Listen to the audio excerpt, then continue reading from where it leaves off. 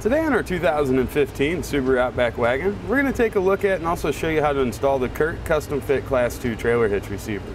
This offers the 1¼ by 1¼ opening. Its part number is C12136. Now this is what our hitch is going to look like installed. We've got our side plates that come down here. Our round receiver tube is going to come over to our 1¼ by 1¼ opening. Now this is a Class 2 hitch, so this is going to be really good for bike racks, cargo carriers, even light duty towing. Want to be sure that you're using Class 2 rated accessories. You can see the reinforcement collar here around the ends, a nice flush look. And then right here in the side we've got our 1/2" diameter pinhole. Now that's what you're going to use to secure all of your accessories with. And it looks like we're going to have plenty of room for whatever device you'd like to use, whether it's an anti-rattle bolt, locking hitch pin, or just a standard pin and clip. Should be plenty of room there for that. Safety chain connection points are kind of a plate style here. You can see they've got an oval shaped hole, and it's a pretty thin area here between the rear and where we need to connect, so just about any style of safety chain should work out fine there. Now when it comes to weight ratings, the hitch is going to give us a 525-pound tongue weight ratings. That's the maximum downward force we can put there at the receiver tube opening. We've got a 3,500-pound gross trailer weight rating, so that'll be the total weight of our trailer and anything that we were to load up. Now that's a nice high numbers for a Class 2 hitch. It should work out really well for you. Keep it nice and stiff if you've got a bike rack and things like that loaded up. But you definitely want to consult the owner's manual on the Outback. You want to see what it's rated for, and then just go off of whichever of those numbers are the lowest. CURT does recommend the use of a stabilization strap anytime you're going to be hauling anything that's considered non-wheeled, so like a bike rack or cargo carrier, something like that. Also with our Outback, ground clearance here in the rear is pretty decent, but when selecting your cargo carrier or maybe your bike rack, you might want to consider something that would have a raised shank to it to give you as much ground clearance as possible there at the rear. Now a couple of measurements that'll be helpful when it comes to selecting ball mounts, bike racks, or hitch cargo carriers will be from the ground to the inside top edge of a receiver tube opening. We've got about 15¾ of an inch. Then from the center of our hitch pin hole to the outermost edge of our bumper, it's about 1¾ inches. Now we're going to begin our installation by lowering the exhaust down and out of the way. Want to use a little safety strap here. This is going to go under the exhaust just to give it some support. Give it something to rest on once we lower the hangers. Now we've got 3 of them to take care of. There's going to be one just to the driver's side of this rear differential. We're right over to the outside of our muffler. We've got one there. And then caddy corner from that, there's one right up here on that front side. Now it's a good idea to use some spray lubricant, and then typically a pry bar or a long screwdriver will be what you'll need to get these to slide off.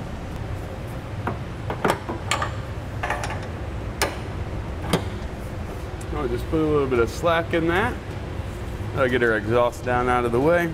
Next thing we'll be doing is taking that heat shield out. Now to remove our heat shield, we've got 4 bolts. We'll need a 10mm socket for those. Just get them pulled out.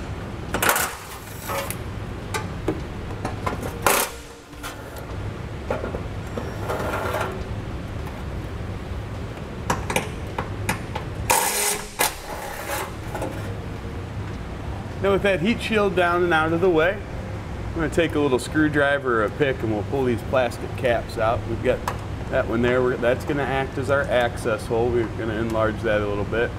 And then the one right back here on the back portion of the frame, that one's going to be for our rear attachment point. We'll do that same thing on both sides. Now we'll need to enlarge this hole so our spacer block can fit through, and also the head of our bolt. We're going to pull that up through into position. Typically what we do is we're going to trim off about like that, in that yellow shaded area. And then I'll usually have to relieve a little bit of material back here. We'll just kind of be opening up that yellow area there. Now you could drill a couple holes on each side and then use like a carbide bit if you choose to do it that way. I like to use a cutoff wheel, it just seems to work better for me, but use what you got. You could also get a small hacksaw blade in there, or a file if you don't have any kind of power tool available. Whatever you want to use.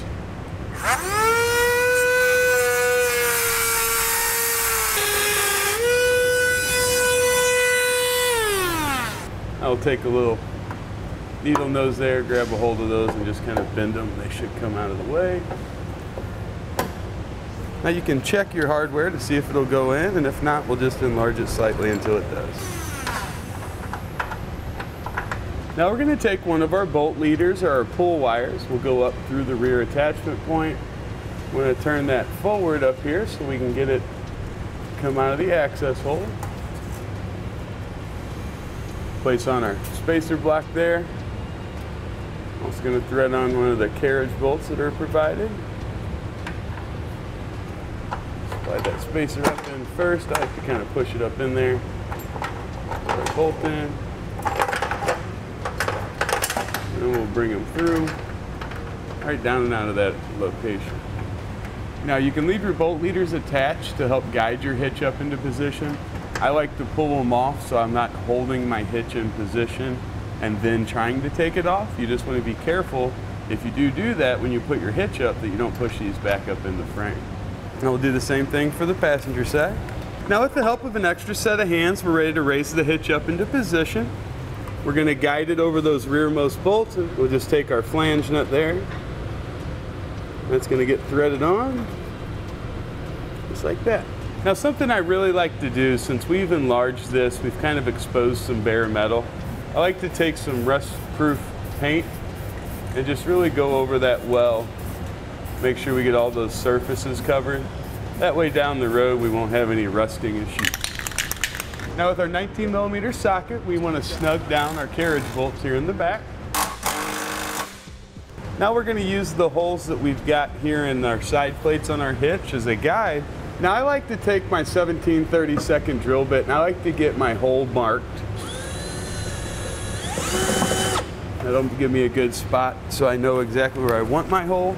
Now I'm going to use a smaller drill bit, maybe like a 1/4 inch or somewhere around there, to drill a smaller hole, and then we can drill out our larger hole.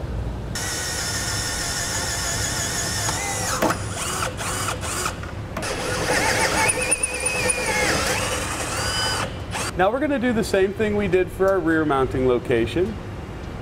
We'll go back to that access hole, and we'll put on our spacer block and then our bolt. And you can see how I've got the pull wire kind of in a pretty sharp arc there. You'll want to do that just to help get it down through that hole. Slide that in, slide that bolt in, bring it back just like that. Now we'll attach a flange nut on there. Do the same thing for the passenger side, and we'll start snugging everything down and torquing it to specification.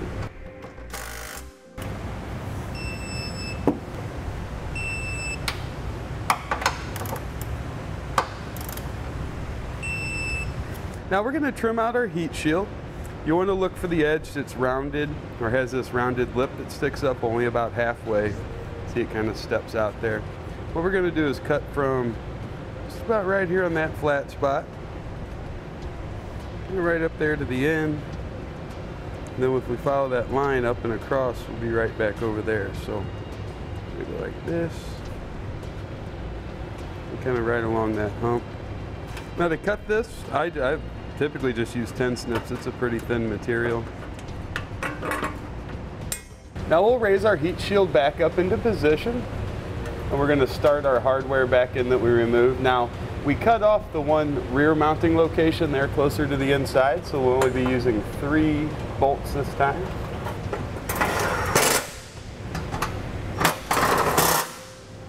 Now we'll raise our exhaust back up into position. It's a good idea to re-lubricate those hangers. Just lift up and then guide it back on. They should slip on pretty easy for you.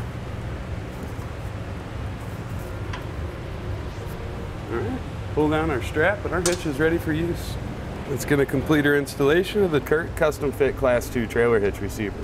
This offers the 1 1/4 by 1 1/4 opening. Its part number is C12136 on our 2015 Subaru Outback Wagon. Click the link below to shop, learn more, or visit us at etrailer.com.